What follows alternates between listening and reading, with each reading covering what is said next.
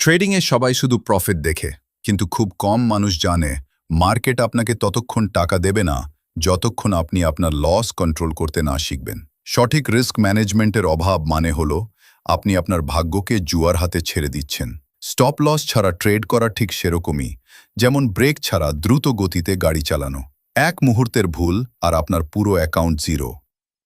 অধিকাংশ tedder strategy খুঁজে বেড়ায়, কিন্তু তারা এটা বোঝে না যে একটা সাধারণ স্ট্র্যাটেজিও আপনাকে সফল করতে পারে যদি আপনার রিস্ক ম্যানেজমেন্ট ঠিক থাকে।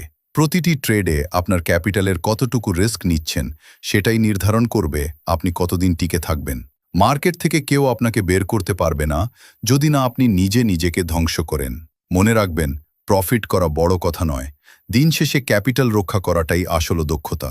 আগে রিস্ক ম্যানেজ করতে শিখুন, প্রফিট এমনিতেই আসবে। ট্রেডিংকে গ্যাম্বলিং নয়, বিজনেস হিসেবে দেখুন। সম্পূর্ণ বাংলা ভাষায় ট্রেডিং শিখতে আমাদের এপ্রিল 2026 ব্যাচে জয়েন করুন। আসন সীমিত। +135-273-448-15 এই নম্বরে ফোন করুন।